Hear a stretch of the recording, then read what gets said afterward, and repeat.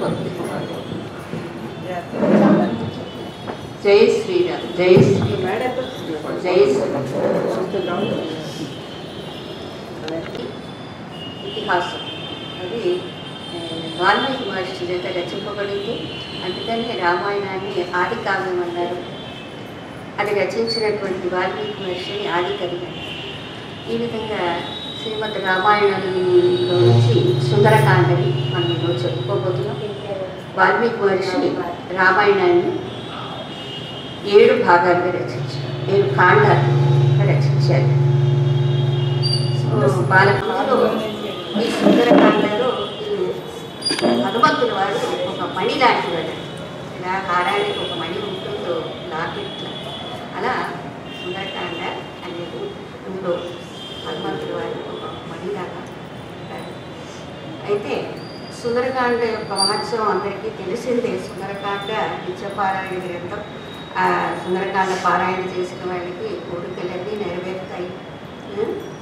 ఏ కోరికతో, ఇంకా లౌకిక కోరికలని, ఇహ పర అవన్నీ వాంఛలన్నీ కూడా సిద్ధిస్తాయి. ముక్తి మోక్షం కావాలంటే కూడా దొరుకుతాయి.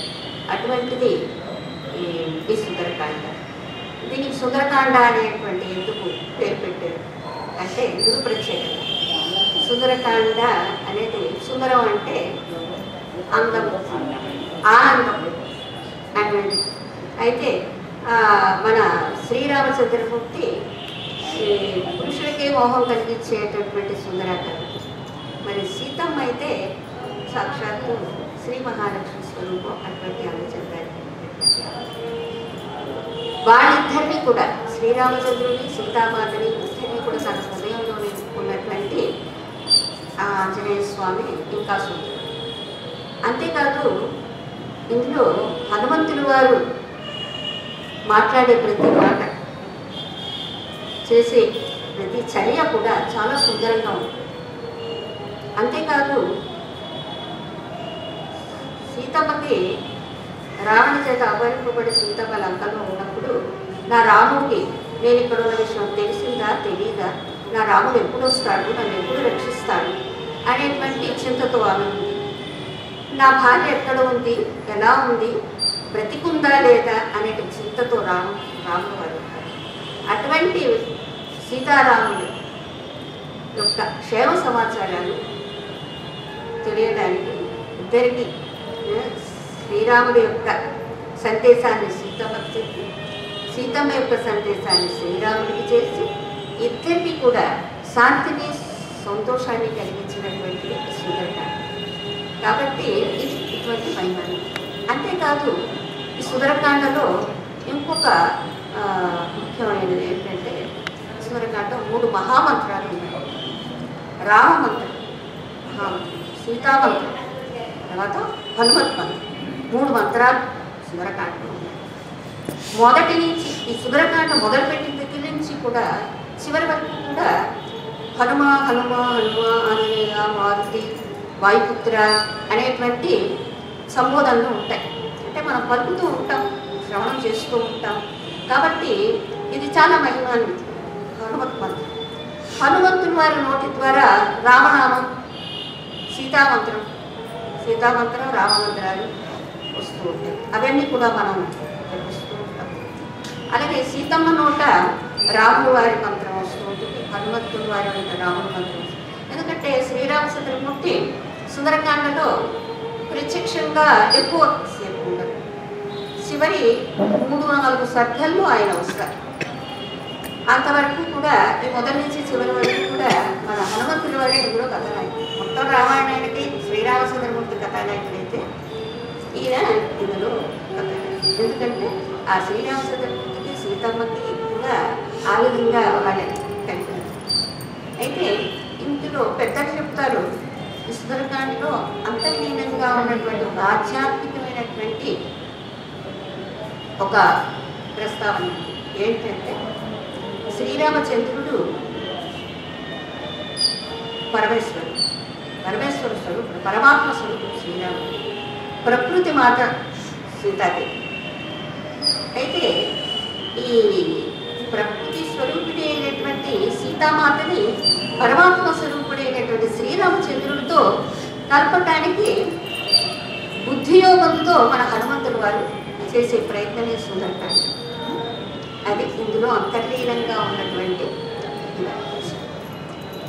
అయితే ఈ సుందరకాండ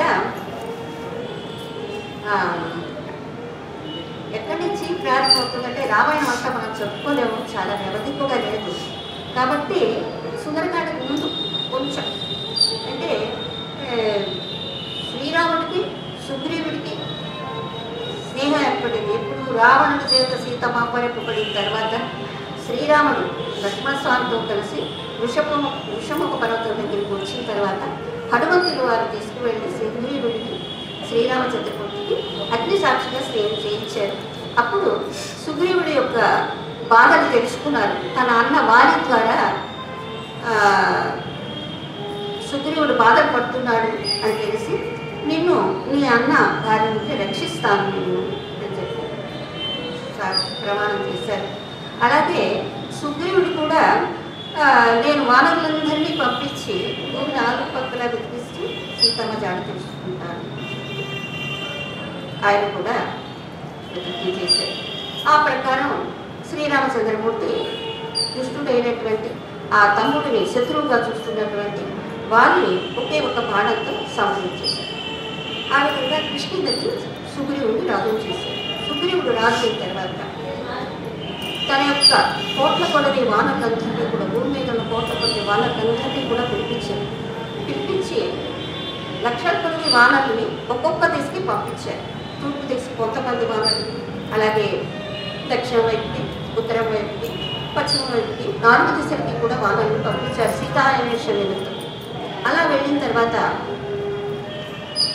ఒక దక్షిణ దిక్కుకు వెళ్ళిన వాళ్ళు తప్ప మిగతా దిక్కులు వాళ్ళందరూ కూడా వచ్చేసారు. అంటే సుగ్రీవుడు ఒక నియమం పెట్టాడు, మీరు 1 రోజుల లోపల సీతమ్మ జాడ తెలుసుకుని రావాలి, ఆ అపహరించిన రాక్షసుడి నివాసం కూడా కనుక్కుని రావాలి. ఎట్టి పరిస్థితుల్లో కూడా మీరు నెల దాటి వస్తే మాత్రం మీకు మరణదండన అని ఇచ్చారు. అందుకని ముగ్గురు కూడా వెతికారు, సీతమ్మ జాడ తెలియలేదు, తిరిగి వచ్చేసారు. కానీ దక్షిణ దిక్కుకు వెళ్ళినటువంటి వింధ్య పర్వత ప్రాంతం అంతా వెతుకుతూ వాళ్ళు నెల దాటిపోయింది. సీతమ్మ కనపండి, ఇప్పుడు వెళితే అక్కడ సుగ్రీవుడి చేతిలో మరణించాలి ఎందుకు అని చెప్పి వాళ్ళు చింతిస్తూ ఉంటే అప్పుడు సంపాతి అనేటువంటి ఒక పక్షి ఆ దక్షిణ సముద్ర తీరాన మహేంద్రగిరి పర్వతం దగ్గర వాళ్ళకి కనిపించింది. ఆ సంపాతి జటాయు యొక్క అన్న. ఇవన్నీ ఎక్కువ చెప్పుకోవడానికి మనకు సమయం లేదు, అదంతా రామాయణం అయినప్పుడు మీకు అంతా వివరంగా తెలుస్తుంది. అయితే ఈ సంపాతి అనే పక్షి ఏమి చెప్పిందంటే ఈ దక్షిణ సముద్ర తీరానికి 100 యోజనాల దూరంలో లంకా పట్టణంలో రావణాసుడి చేత బంధింపబడి ఉంది సీతమ్మ. మీలో ఎవరైనా సరే 100 యోజనాలు ఈ సముద్రాన్ని లంఘించి వెళ్ళి సీతామాత జాగ్రత్త తీసుకొని శ్రీరాముడికి చెప్పండి అని ఆ విధంగా చెప్పినందుకు రెక్కలు కాలి అంతవరకు ఉన్నటువంటి ఆ సంపాద పక్షికి రెక్కలు వచ్చేసాయి. శ్రీరాముడికి మాట సాయం చేసినంత మాత్రాన ఆ కాలిపోయిన రెక్కలు తిరిగి వచ్చి ఎగిరిపోయింది. అప్పుడు బాలలందరికీ కూడా చాలా సంతోషం. ఇంతవరకు కూడా సీతమ్మ జాడ తెలియలేదు, పోతున్నారు వాళ్ళు మరణం ఇక్కడే మనకి ఇస్తే బాగుంటుంది, సూర్యుడి చేతులు ఎదుగుతాము అనుకున్న వాళ్ళకి అమృతం పూసినట్టు అయింది. అందరూ సముద్ర తీరానికి చేరుకున్నారు. అయితే అక్కడ ఆ సముద్రాన్ని 100 యోజనాల దూరంలో ఇచ్చేవాడు వాళ్ళు లేరు. అంగదుడు అన్నాడు, నేను 90 యోజనాలు వెళ్ళగలను తిరిగి రాదు. అంతకంటే తక్కువ వాళ్ళు 20-30 చెప్పారు. కానీ ఎవరు జామవతుడు పెద్దవాడు, నేను వృద్ధుని అయిపోయాను, 90 యోజనాల నుంచి నేను వెళ్ళలేను అన్నాడు. సరే అయితే మరి అంగదుడు యువరాజు, జామవంత ఎలా అవుతుంది, సీతమ్మ అక్కడ ఉందని తెలిసింది, వెళ్ళి కనుక్కొని వచ్చేవాడు ఎవరు ఉన్నారు అని చూస్తే మీరేం విచారించకండి, మన హనుమ ఉన్నాడు కదా, ఆయన వల్లే కార్యం అయిపోతుంది, నేను ఆయన ప్రేరణ చేస్తాను అని చెప్పి ఆ విధంగా హనుమంతుడు వారికి రాయి మీద కూర్చున్నారు. అందరూ తెలిసి వచ్చారు, జామవంతుడు వచ్చి హనుమంతుడు వారిని చూసి, నువ్వేంటి ఇలా కూర్చున్నావు, లే కదా బయలుదేరు, సీతాన్వేషణకి సముద్రాలు లంఘించు. నా వల్ల అవుతుందా? అవును, నీ వల్లే అవుతుంది. నువ్వెవరు అనుకున్నావు? నీ తండ్రి కేసరి, నీ తల్లి అంజనాదేవి, నువ్వు వాయుపుత్రుడి యొక్క వరపుత్రుడు, వాయుపుత్రుడి యొక్క వరప్రధానం వల్ల నువ్వు నీ తల్లి అంజనాదేవి గర్భాన్ని జన్మించావు. నువ్వు సాక్షాత్తు వాయుపుత్రుడు. వాయువంతా గొప్ప బలం ఉన్నటువంటి వాడు, గరుత్మంతుడిలాగా నువ్వు ఆకాశంలో ఎగరగలవు. అటువంటి నువ్వు ఈ విధంగా కూర్చోడానికి లేదు. నువ్వు పసిబాలుడిగా ఉన్నప్పుడే, మీ అమ్మఒడిలో ఉన్నప్పుడే నువ్వు ఆకాశంలో ఉన్నటువంటి అప్పుడే ఉదయిస్తున్నటువంటి సూర్యబింబాన్ని చూసి కొండనుకుని పట్టుకోవడానికి ఆకాశంలోకి ఎగిరితే అప్పుడు దేవేంద్రుడు చూసి అయ్యో పిల్లాడు అని చెప్పి ఒక దెబ్బ వేశాడు. వేయడంతో వజ్రాయుధం పుట్టగానే పాపం ఆంజనేయ స్వామి పర్వత మీద పడిపోయారు. అప్పుడు ఆయన దవడ ఒకటి నొక్కుపోయింది. హనుమ అంటే దవడ ఆ నొక్కుపోయింది. అందుకే హనుమంతుల వారికి ఒక్కొక్క దవడ నొక్కుపోయింది. అప్పటి నుంచి ఆయన హనుమంతుడు. అయితే వాయుదేవుడికి కోపం వచ్చింది. నా కొడుకుని కొట్టారా, నా కొడుకుని ఇలా పడేశారా అని చెప్పి కోపం వచ్చింది. ముచ్చిపోయారు. దాంతో ఆయన సమస్త లోకాలలోని తాను వాయు ప్రసారాన్ని స్తంభింపజేశారు. దాంతో ప్రాణులన్నీ కూడా శ్వాసనిశ్వాసాలు ఆగిపోయి కట్టెల్లాగా అయిపోయాయి. అప్పుడు బ్రహ్మాది దేవతలు అందరూ కలిసి వాయుదేవుడిని దగ్గరికి వెళ్ళారు. అప్పుడు వాయుదేవుడు తన బిడ్డను ఒళ్ళో పెట్టుకున్నాడు. హనుమంతుడి వారి బిడ్డను ఒళ్ళో పెట్టుకుని బ్రహ్మదేవుడిని చూసి నమస్కారం చేశారు. బ్రహ్మదేవుడు ఒకసారి హనుమంతుడి వారిని చేతితో నిమ్మడిగానే చైతన్యం వచ్చేసింది. వాయుదేవ సమస్త లోకాలు అల్లాడిపోతున్నాయ్యా గాలి లేక, ఇంకా నీ గాలి ప్రశ్నింపజేయని దేవతలందరూ సూచిస్తే అప్పుడు వాయుదేవుడు సంతోషంతో మళ్ళీ తన గాలి ప్రశ్నాన్ని లోకాలకి వ్యాపింపజేశాడు. అప్పుడు లోకాలన్నీ కూడా చక్కగా ఉన్నాయి. అటువంటి నువ్వయ్య అప్పుడు దేవతలందరూ కూడా సంతోషించి తమ తమ ఆయుధాలతో హనుమంతుల వారికి ఎటువంటి అపాయం జరగదు అని చెప్పి హామీ ఇచ్చారు. చిరంజీవిత్వం కూడా ఇచ్చారు. ఈ చిరంజీవిత్వము ఈ యొక్క శక్తులు అన్నీ హనుమంతుల వారిలో వచ్చేయడంతో ఆయన చిన్నవాడు బాల్య క్రీడలతో అక్కడ ఉన్న మునివాటకల్లో ఉన్నటువంటి అమరులు యజ్ఞాలను హోమాలు చేసుకుంటూ ఉంటే ఈయన వెళ్ళి వాళ్ళందరికీ కూడా వాళ్ళు యజ్ఞాలు చేసుకున్న చుట్టూ ఉంటాయి కదా యజ్ఞ పరికరాలు, వాటిని చెల్లా చెదురు చేసేయడం, వాళ్ళ యొక్క గౌపీనాలు, వాళ్ళ నారవస్త్రాలన్నీ చింపేయడం, ఇలాంటి బాగా చేస్తుందని చేస్తూ ఉండేవాడు. చెప్పినా వినిపించుకునేవాడు. ఇంకా కోపం వచ్చి ఈయన కంట్రోల్ చేయాలి, ఈయన్ని నియంత్రించాలి అని చెప్పేసి ఉంటే నువ్వు నీకున్న శక్తుల్ని మళ్ళీ ఎవరైనా ప్రేరేపించే వరకు నువ్వు వంచుకోగాక అని చెప్పారు. సరే అని చెప్పి అప్పుడు నుంచి ఆయనగా తన శక్తిని అందుకని ఇప్పుడు ఈయన ప్రేరణ చేశారు బ్రహ్మవంతుడు. ఆ ప్రేరణ వల్ల అప్పుడు హనుమంతుడి వారికి ఆహా నేను వాయుపుత్రున్నా, వాయుపుత్రుడు, నేను వాయువంతుడు బలవంతుడు కలవాడిని, గరుత్మంతుడిలాగా నేను ఆకాశంలో ఎక్కడికైనా ఎగిరి వెళ్ళిపోతాను, 100 యోజనాలను ఎన్ని యోజనాలన్నా వెళ్ళిపోగలరు అని అప్పటికప్పుడు తన యొక్క విశ్వరూపాన్ని చూపించారు. పర్వత ప్రమాణం విశ్వరూపంతో ఆయన నిలబడ్డారు. అక్కడ ఉన్నటువంటి మానవులందరూ ఆశ్చర్యపోయారు ఆ హనుమంతుడి వారి యొక్క ఆ విశ్వరూపాన్ని చూసి. అప్పుడు హనుమంతుల వారు తన యొక్క శరీరాన్ని ఆ విధంగా పర్వత ప్రమాణంగా పెంచేసి ఆ రూపాన్ని చూస్తూ ఉంటే ఆ వానందరూ అద్భుతమైనటువంటి హనుమంతుల వారి ఆకారాన్ని చూస్తూ ఉన్నారు. ఎలా ఉంది ఆకారం అంటే పదునైనటువంటి కూరలకు, రకాలకు, అంటే గోళ్లకు, ఎర్రటి ముఖంతో ఉన్నారు ఆ హనుమంతుల వారు. ఆ విధంగా ఉన్న హనుమంతుల వారిని చూసి జై హనుమంత జై జై ధ్వానాలు చేశారు.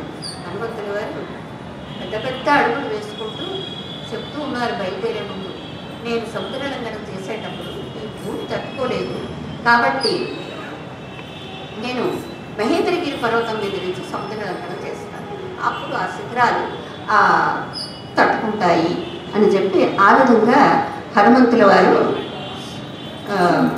పెద్ద అడుగులు వేసుకుంటూ ముందుకు వెళ్తుంటే అప్పుడు జాంబవంతుల వారు అన్నారు కదా, హనుమా నువ్వు తప్పకుండా ఈ సీతాన్వేషణ కార్యాన్ని చక్కగా పూర్తి చేసుకుంటా, ఈ వానరుల యొక్క ప్రాణాలన్నీ కూడా నీ మీద ఆధారపడి ఉన్నాయి, నువ్వు వచ్చే వరకు మేము ఇక్కడే ఉండి నీ నామజపాన్ని చేస్తూ ఉంటాము అని చెప్పి ఆ విధంగా పెద్దలందరూ కూడా దీవించారు.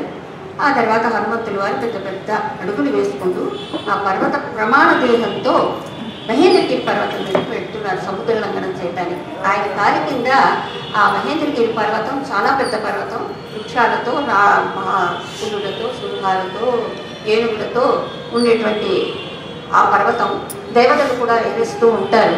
అటువంటి మహాపర్వతం మీదకి హనుమంతులు వారు వెళ్ళిపోతున్నారు. ఆయన కాలి కింద ఆ పాద పీడనానికి శిలలన్నీ కూడా పగిలిపోతున్నాయి.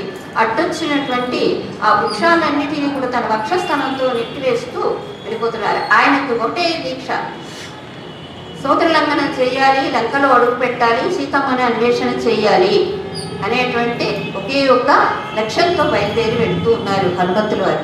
అలా అడుగులు వేసుకుంటూ వెళ్తూ ఉన్నారు. ఆయన అనుకుంటూ ఉన్నారు కదా, నా బల పరాక్రమాలతోటే కాదు, నా బుద్ధి కుశలతలతో కూడా నేను సీతాన్వేషణ చేసి కార్యాన్ని సాధించుకొస్తాను అనేటువంటి పట్టుదలతో, దీక్షతో, సమయస్ఫూర్తితో బయలుదేరి వెళ్ళారు. ఆ శిఖరం మీదకి ఎక్కారు. అక్కడ దేవతలందరికీ కూడా ఇంద్రుడు, సూర్యుడు, చంద్రుడు అందరికీ కూడా బ్రహ్మాది దేవతలందరికీ కూడా నమస్కారం చేసుకున్నారు. తన యొక్క కాళ్ళని, చేతుల్ని ఆ పర్వతం మీద అదిమి పట్టారు. అంటే సముద్ర లంఘనం చేయాలి కదా, అందుకని ఆ బలం అంతా పుంజుకున్నారు. ఆ విధంగా ఆయన పాదాలతో, హస్తాలతో ఆ పర్వతాన్ని నొక్కినప్పుడు ఆ బలానికి, మరి పర్వత ప్రధాన దేహంతో ఉన్నారు ఆయన, ఆ పర్వతం కదిలిపోయిందండి. పర్వతాలు సాధారణ కథలు, ఏ భూకంపమో ఎప్పుడో కానీ ఈయన అంత దేహం, అంత బలవంతుడు. ఆ కదిలిపోయిందట, ఒక క్షణం కదిలిపోయింది. పాదాల పీడలకి ఆ శిలలు పగిలిపోయాయి, జలధారలు బయటకు వచ్చేసాయి. ఆ పగిలిపోయినటువంటి ఆ శిలల నుంచి అగ్ని పుట్టింది. అందులో ఉన్నటువంటి ఆ ధాతువులన్నీ కూడా బయటకు వచ్చాయి. బంగారు వంటి ధాతువులు ఉంటాయి కదా, అవన్నీ కూడా కడిగి ప్రవహించడం మొదలుపెట్టాయి. ఇవన్నీ ఆయనకి ఏం పట్టలేదు.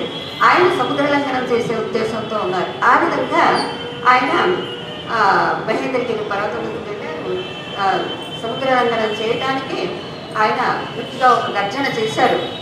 తన యొక్క మెడని సాచి చూసుకున్నారు. తను వెళ్లాల్సినటువంటి దారి ఎలా ఉంది అని చూసుకున్నారు. ఆకాశంలో ఒకసారి కిందన ఉన్నటువంటి తన యొక్క ఆ వానరులు ఉన్నారు కదా మిత్రులు, వాళ్ళందరితో చెప్తున్నారు, నేను రామ బాణంలాగా దూసుకొని వెళ్ళిపోతాను, లంకకు వెళ్ళిపోతాను. అంటే మధ్యలో ఎక్కడ రామ బాణం వేశాడంటే ఎక్కడికి గురి చేసి రాముడు బాణం వేస్తే అక్కడికి వెళ్ళిపోతుంది. అలా వెళ్ళిపోతాను, లంకలోకి వెళ్ళిపోతాను.